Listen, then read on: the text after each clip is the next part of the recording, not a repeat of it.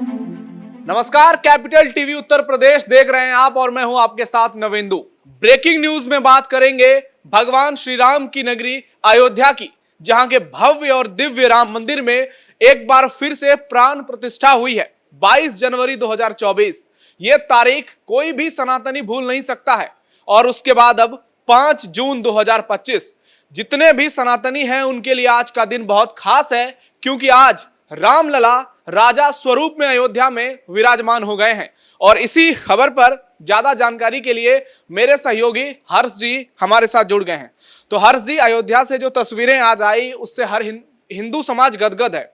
अयोध्या में 22 जनवरी 2024 को इतिहास रचा गया था। उसके बाद आज सीएम योगी के हाथों रामलला की प्राण प्रतिष्ठा हुई थी। तो दर्शकों को बताइए कि यह कितना खास रहा और इसमें बड़ी बातें क्या क्या निकलकर सामने आई हैं। देखिए, सबसे पहले तो राम दरबार की तस्वीर कोई भी देखेगा तो गदगद हो जाएगा। और इतने खूबसूरत रामलला लग रहे हैं, सीता मैया लग रही हैं, लक्ष्मण जी लग रहे हैं, हनुमान जी लग रहे हैं, जो सबकी आंखों को एकदम खुशी दे रहे हैं नवेंदु। और वो तस्वीर हम भी अपने दर्शकों को दिखा रहे हैं। कैपिटल टीवी पे आप जाएंगे उत्तर प्रदेश तो आप खोलेंगे हमारा चैनल तो आपको राम दरबार की तस्वीर मिल जाएगी। लेकिन योगी आदित्यनाथ के साथ जो तस्वीर नजर आई है 101 पंडितों की, वो भी बेहद खास रही है। सबसे पहले प्राण प्रतिष्ठा की गई है रामलला को, उसके बाद आईना दिखाया गया है, मंत्रोच्चारण हुआ है और 101 पंडित वहां पर रहे हैं। 101 पंडितों ने रामलला की प्राण प्रतिष्ठा के में अहम भूमिका निभाई है। उसके बाद सीएम योगी को पगड़ी पहनाई गई है। ये पूरी रस्म होती है एक तरीके से। और यही नहीं, राम दरबार के साथ आपको बता दूं कि शिवलिंग की स्थापना भी हुई है। ईशान कोण में शिवलिंग की स्थापना की गई है। अग्निकोण में श्री गणेश की स्थापना की गई है। इसी तरीके से दक्षिण मध्य में महाबली हनुमान जी की मूर्ति की स्थापना की गई है। नृत्य कोण में सूर्य देव की स्थापना भी की गई है। इसी तरह वायव्य कोण में माँ भगवती की, जो माँ दुर्गा की मूर्ति होती है, उसकी स्थापना की गई है। उत्तर मध्य में माँ अन्नपूर्णा की मूर्ति स्थापना की गई है, क्योंकि माँ अन्नपूर्णा बेहद खास होती हैं, उनके बिना किसी का जीवन संभव नहीं है। इसी तरीके से मुख्य मंदिर प्रथम तल पे तो श्री राम दरबार हमने बताया है किस तरीके से स्थापना की गई। दक्षिण पश्चिम में परकोटा शेषावतार की स्थापना भी की गई है। और बड़ी बात तो यह है कि सभी को सोने और हीरे, साथ ही साथ चांदी के आभूषण भी दान किए गए हैं। सूरत के कारोबारी ने दान किए हैं। और आप रामलला का मुकुट देखेंगे तो आपको चांदी का भी दिखेगा, सोने का भी दिखेगा। आप सीता मैया का हार देखेंगे तो आपको हीरे का भी दिखेगा। तो बेहद भव्य तरीके से राम मंदिर दिख रहा है। और इस वक्त भी मंत्रोच्चारण हो रहा है, जब हम अपने दर्शकों को जी हाँ, बिल्कुल, ये तस्वीरें आप देख सकते हैं कितनी खास ये तस्वीर है। सीएम योगी यहां पर नजर आ रहे हैं। हर्ष जी, आज का दिन बहुत खास है क्योंकि सीएम योगी का जन्मदिन भी है। वो अपना 53वां जन्मदिन मना रहे हैं और इस मौके पर अयोध्या में प्राण प्रतिष्ठा। तो आप सोच सकते हैं कि ये कितनी बड़ी बात है कि भगवान राम के सबसे बड़े भक्तों में से एक हैं वो, और पिछले 8 साल से जिस तरह से प्रदेश की कमान उन्होंने संभाली है, तो क्या अयोध्या में फिर से वो तस्वीर नजर आ रही है जो त्रेता युग में भगवान श्री राम के दरबार की जो कहानियां हमने पढ़ी हैं, जो हमारे वेद पुराण ग्रंथों में रचित है, किस तरह से रामलला का भव्य दरबार लगता था, उसमें कौन कौन से लोग विराजमान होते थे, ठीक वैसा ही राम राज्य आज क्या अयोध्या में दिख रहा है। देखिए, हमारे पुराणों में महंत की एक अलग ही व्याख्या गढ़ी गई है और कहा गया है कि महंत सीधे भगवान से जुड़ा हुआ होता है। हाँ, योगी आदित्यनाथ को हम देखते हैं सीएम की कुर्सी पे वो जरूर बैठे हैं, लेकिन जो महंत की पदवी है वो भी लगातार बरकरार रही। और जैसे उनके पैरों में खड़ाओं की तस्वीर भी कई बार नजर आई है और जो कपड़े वो पहनते हैं खास तौर पर दिखाते हैं कि उनका व्यक्तित्व कैसा है और कैसे वो रामलला हो या फिर सीधे भगवान से जुड़ने की कोशिश हमेशा से करते रहे हैं। और जो उनके जन्मदिन के अवसर पर ये खास मौका उन्हें मिला है, वो ये दर्शाता है कि किस तरीके से जो वो तस्वीर पेश करते रहे हैं, चाहे फिर वो हिंदुओं की बात करके हो या फिर सीधे भगवान से जुड़ने की बात हो, वो कहीं ना कहीं उन्हें मौका मिला है। और सीधे ये कहा जाता है, आप कोई भी पुराण पढ़कर देख लीजिए कि अगर हमको भगवान के साथ सीधा जुड़ना है तो कहीं ना कहीं ऐसी तस्वीर बखूबी सामने आ जाती है जो ये दर्शाती है कि हम उनके साथ जुड़ गए हैं। और जब जन्मदिन के अवसर पर सीएम योगी की मौका मिला है तो तस्वीर बखूबी दर्शा रही है। लेकिन हाँ, हम ये कह सकते हैं कि अयोध्या की जो तस्वीर आई है वो राजनीतिक लिहाज से भी योगी आदित्यनाथ के लिए काफी महत्वपूर्ण होगी, क्योंकि पंचायत चुनाव भी होने हैं अगले साल और उसके बाद 2027 में विधानसभा चुनाव भी होने हैं। हालांकि इसमें अखिलेश यादव भी कह रहे हैं, मैं उसी पे आ रहा था हर्ष जी। सीएम योगी तो साफ तौर पर नजर आ रहे हैं कि किस तरह से वो भक्ति में लीन है भगवान श्री राम के, लेकिन दूसरी ओर अखिलेश यादव उनका कोई ट्वीट नहीं आया है, कोई बयान नहीं आया है, लंदन में छुट्टियां मना रहे हैं, चिल हो रहे हैं, एक ट्वीट भगवान राम के लिए नहीं कर सकते हैं वो? देखिए, अखिलेश यादव सबसे पहले तो मुसलमानों के मसीहा बनने की कोशिश करते हैं और मुसलमानों की ही राजनीति करते हैं। दूसरा, लंदन से वो लौटे हैं और लंदन से लौटते ही उनकी तरफ से प्रेस कॉन्फ्रेंस की गई है, लेकिन प्रेस कॉन्फ्रेंस करके इसके इतर उन्होंने ये कहा है 4 जून का वक्त याद दिलाया है और वो कह रहे हैं कि 4 जून को ही लोकसभा चुनाव के नतीजे आए थे और पीडीए का फॉर्मूला हिट रहा था और वही वो बताने की कोशिश कर रहे हैं। तो आप समझ जाइए कि वो हिंदुत्व को लेकर ना तो एक ट्वीट करेंगे, ना रामलला को लेकर ट्वीट करेंगे। आपने 1 साल से ज्यादा हो गया, अभी तक राम मंदिर तक नहीं गए हैं।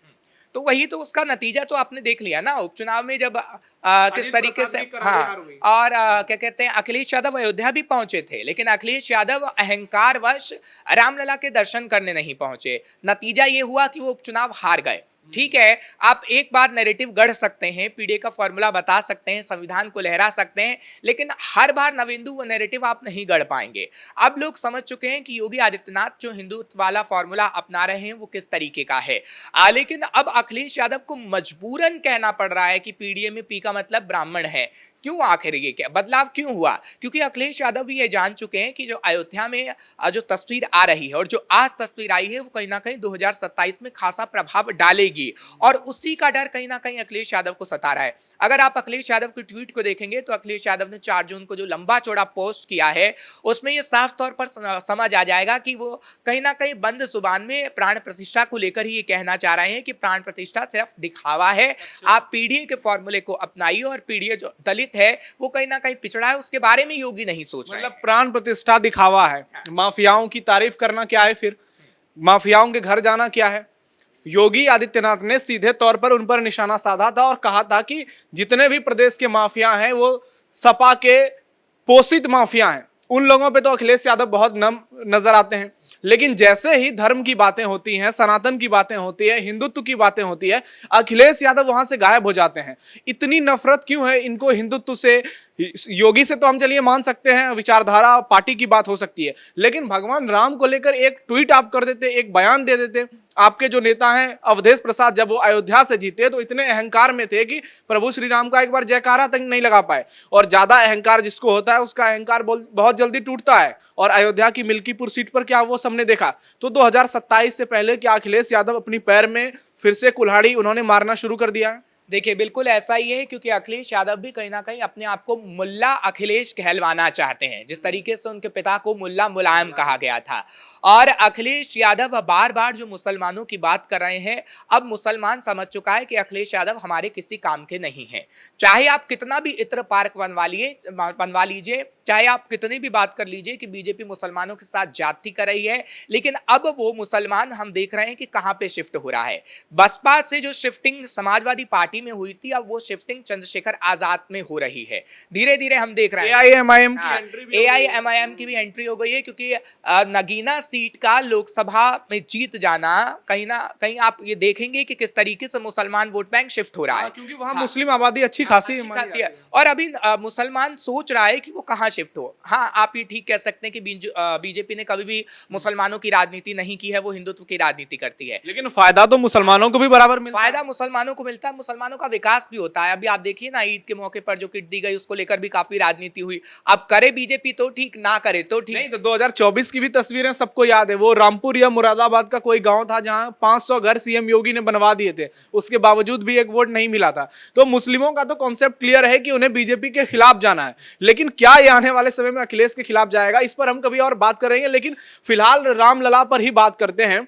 अखिलेश यादव को चलिए छोड़ दीजिए, उनके पार्टी में और भी बड़े नेता हैं, किसी की ओर से रामलला को लेकर कोई पोस्ट ही नहीं आ रहा है। मतलब आप अयोध्या की उस सीट को जिस तरह से आपने जीता, उसके बाद जो नैरेटिव बनाया पूरे प्रदेश में, आपको याद होगी 1 साल पहले की वो तस्वीरें, किस तरह से लग रहा था कि सपा ने कितना बड़ा फतेह हासिल कर लिया है। सपा अयोध्या की जीत को वर्ल्ड लेवल पर लेके जाना चाहती थी, लेकिन आज जब उसी रामलला के मंदिर में भगवान श्री राम बाल स्वरूप से राजा स्वरूप में विराजमान हुए, तो ये लोग सारे गायब हो गए हैं। और इनका व्यवहार देख के लग रहा है कि लंका की जो सेना थी, राक्षसी सेना, वो इससे कहीं बहुत ज्यादा अलग नहीं नजर आते हैं। देखिए, मैं आपको एक तस्वीर अब दिखाऊंगा, क्योंकि वो तस्वीर आपको दिखेगी हालांकि बकरीद पे। क्योंकि बकरीद इतनी नजदीक है और अखिलेश यादव टोपी पहनते हुए नजर आएंगे और अखिलेश यादव कहीं ना कहीं मांस का सेवन भी कर सकते हैं। और क्योंकि अखिलेश यादव को मुसलमानों की राजनीति करनी है, आप रामलला के प्राण प्रतिष्ठा पे ना तो एक ट्वीट कर सकते हैं, ना तो आप वाहवाही कर सकते हैं, लेकिन आप बकरीद पर जरूर जाएंगे, पूरा विश्वास है नवेंदु। और वो तस्वीर कैपिटल टीवी अपने दर्शकों को दिखाएगा। और टोपी पहनना कहीं ना कहीं अखिलेश की मजबूरी है, क्योंकि अखिलेश आखिर किसकी राजनीति करें। आप जाति जनगणना की बात करके पहले ही बीजेपी ने मुद्दा अखिलेश यादव से छीन लिया है। कल उन्होंने ट्वीट किया और कहा कि जाति जनगणना की मतलब जो सरकार ने बताया है कि पहले लद्दाख में शुरू होगा और फिर बाद में 2027 में यूपी वगैरह या और भी राज्य वहां पर होंगे। तो उस इतने ज्यादा अहंकार में डूबे हैं कि कह रहे हैं कि जब पीडीए की सरकार बन जाएगी तब जाति जनगणना शुरू होगी। मतलब अहंकार में इतने डूब गए हैं अखिलेश यादव की उन्हें सही गलत क्या है कुछ फर्क ही नहीं पड़ रहा है। देखिए, अगर आप पीडीए की बात करते हैं तो आपने पीडीए को लेकर अभी किया क्या है। आपने पीडीए की बात करी तो आप लोकसभा चुनाव में जो सीटें जीते हैं, उसके बाद उत्तर प्रदेश की जो अगड़ी जातियां हैं, जो पिछड़ी जातियां हैं, वो अखिलेश यादव से नफरत करने लगी हैं। आप जाइए उत्तर प्रदेश के अंदर, मैं दावे के साथ कहता हूं, आप किसी भी पिछड़ी जाति से पूछ लेंगे तो आप बोलेंगे कि अखिलेश यादव की सरकार में हमारे साथ जाति हुई, लेकिन बीजेपी की सरकार में किस तरीके से हमें फायदा मिला है उसकी तस्वीर हमने देखी है। किस तरीके से मुसलमान और कट्टरपंथी माफिया कब्जा कर लेते थे उनके जमीनों पर, हाँ जमीनों पर, लेकिन योगी आदित्यनाथ के सरकार में उनको जमीनें वापस मिली हैं। पिछड़ी जातियों ने ये बखूबी बोला है। तो जब सबूत उनको दे रहे हैं तो अखिलेश यादव आखिर किस जाति की अब बात करेंगे। अखिलेश यादव के पास अब कुछ भी नहीं रह गया है, चाहे आप पीडीए का गुण गा लीजिए या राग गा लीजिए। पीडीए का गुब्बारा तो मिल्कीपुर में फूट गया था। चलिए, एक आपसे आखिरी सवाल है कि जिस तरह से 2024 के चुनाव का सेंटर पॉइंट अयोध्या बना था, 2027 का सेंटर पॉइंट भी क्या अयोध्या बन सकता है? मैं सियासी तौर पर बात कर रहा हूं, क्योंकि फिर से रामलला यहां पर विराजमान हुए हैं और सीधी बात है कि यहां से बीजेपी भी हुंकार भरेगी। तो राम मंदिर का जिस तरह से स्थापना हुआ है, प्राण प्रतिष्ठा हुई है और अब कल परसों से आम लोगों के लिए, श्रद्धालुओं के लिए भी मंदिर खोल दिए जाएंगे, फिर जो यहाँ पर भीड़ उमड़ेगी उसके बाद इसका कितना ज्यादा इंपैक्ट होने वाला है? देखिए, इम्पैक्ट इस बार ज्यादा होगा, क्योंकि पहले जो नैरेटिव गढ़ा गया था, अब लोगों को पता लग गया है कि वो नैरेटिव झूठ के बल पर गढ़ा गया था। जो तस्वीरें रामलला के, जब रामलला का मंदिर बन रहा था तो आसपास के रेलवे स्टेशन की बताई गई थी, कैसे टूटा फूटा है और कैसे लोगों की जमीनें ली गई हैं, वो एक झूठ का नैरेटिव गढ़ा गया था। झूठ का नैरेटिव अब नहीं वो चल रहा है। अब कहीं ना कहीं जिस तरीके से महाकुंभ भी हुआ है उत्तर प्रदेश के अंदर, लोगों ने समझा है कितनी अच्छी व्यवस्थाएं हुई हैं और योगी आदित्यनाथ ने जो हिंदुत्व को एकदम पकड़े रखा है, वो अब यहां पर भी नजर आ रहा है। अब योगी आदित्यनाथ प्राण प्रतिष्ठा में शामिल हुए, लेकिन थोड़ी देर बाद योगी आदित्यनाथ का संबोधन भी सामने आएगा और योगी आदित्यनाथ अयोध्या को लेकर क्या कुछ कहते हैं सबकी निगाहें हैं, क्योंकि जो भी योगी आदित्यनाथ कहेंगे वो 2027 को टारगेट करके ही कहेंगे। और योगी आदित्यनाथ ने पहले ही बता दिया है कि हम हिंदुत्व के मुद्दे पर आगे बढ़ रहे हैं। 80-20 का फॉर्मूला तो पहले बता ही चुके हैं। और इस तस्वीर का, जो रामलला की प्राण प्रतिष्ठा इस वक्त हुई है, राम दरबार की हुई है, इस तस्वीर का 2027 में बखूबी फायदा बीजेपी को मिलेगा। आप हमारे साथ जुड़े हर्ष जी, इसके लिए बहुत बहुत धन्यवाद। तो अयोध्या में एक बार फिर से नया इतिहास बना है। 5 जून 2025 की यह तारीख आने वाले कई दशकों तक याद रखी जाएगी, क्योंकि भगवान श्री राम ने राम मंदिर में जो राम दरबार स्थापित हुआ है, राजा स्वरूप वो विराजमान हो गए हैं। और आज का दिन भी बहुत खास है, क्योंकि सीएम योगी अपना 53वां जन्मदिन मना रहे हैं। हम कैपिटल टीवी उत्तर प्रदेश की ओर से उन्हें जन्मदिन की हार्दिक बधाई भी देते हैं। तो इस खबर पर आपकी क्या राय है, कमेंट बॉक्स में अपना फीडबैक जरूर दीजिएगा। बाकी खबरों के लिए आप देखते रहिए कैपिटल टीवी उत्तर प्रदेश। धन्यवाद।